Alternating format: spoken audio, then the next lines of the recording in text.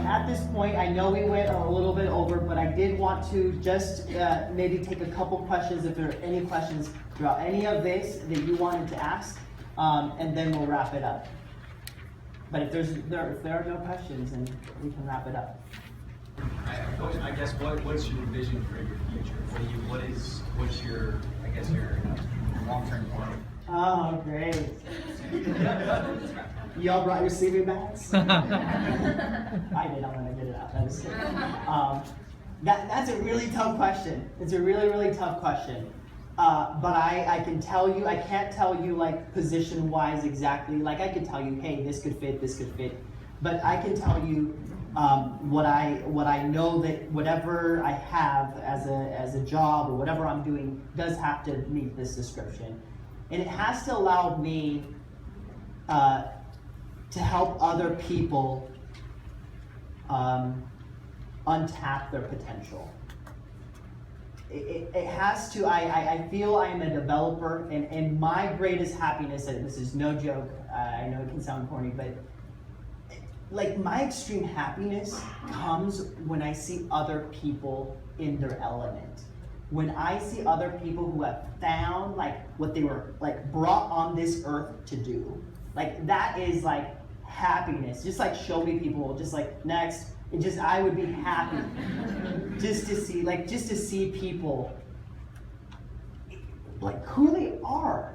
Like that is so amazing. And so if whatever position or whatever that allows me to help more people reach their potential, live happier, all these things. In fact, actually just read Mark Zuckerberg's letter that he sent out when his daughter was born. If you read that, that's pretty much like what makes me happy.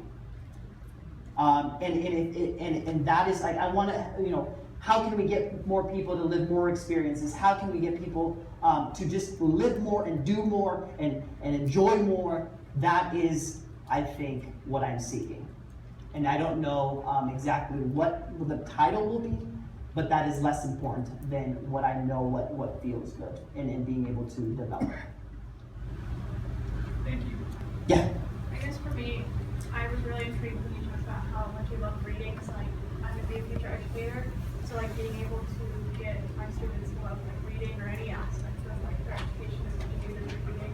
I was wondering if there was like a certain teacher that had aspects that like made you love reading, or if it was just like a figure. I think so. I had some phenomenal teachers. Like, and as I get older, I think they're even more phenomenal now. And like seriously, like every year, like those, like they're my role models. If you ask me who my role models are, they're the teachers. I just think that not because I was also one of like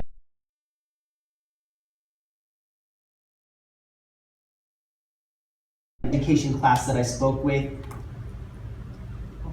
But I think that the people who I had in my life, both in the community but in the classroom, were some of the most intelligent people, some of the most compassionate people, some of the most inspirational and hopeful people I have met in my life. And I just wish that like all of these students could have a set of this like team of teachers who I had. So yes, that was definitely one thing that, yes, I was like, I need to read more, I need to be successful.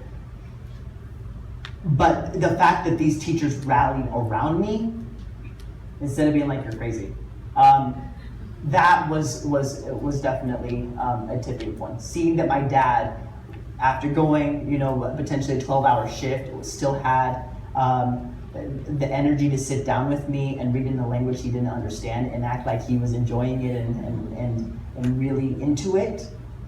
Like, that right there is because if you, and I've seen it in nephews and nieces, that sometimes isn't recreated in their lives, where if they bring a book and the parents like, just go to your room and you can read it quietly, like you start losing motivation, right? Because that person isn't acknowledging what you're happy about. So it could have been intrinsic initially, but it was something to continue to grow because people were like excited to see me read. So I was like, yeah, watch me read some more. For So yes.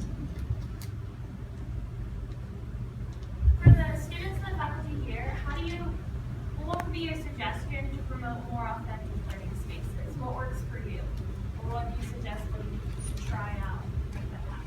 Yeah, so I've had the great opportunity to observe a lot of things throughout the day, and I really am starting to go into processing mode about this time, where I'm starting to process all of this and digest all of this.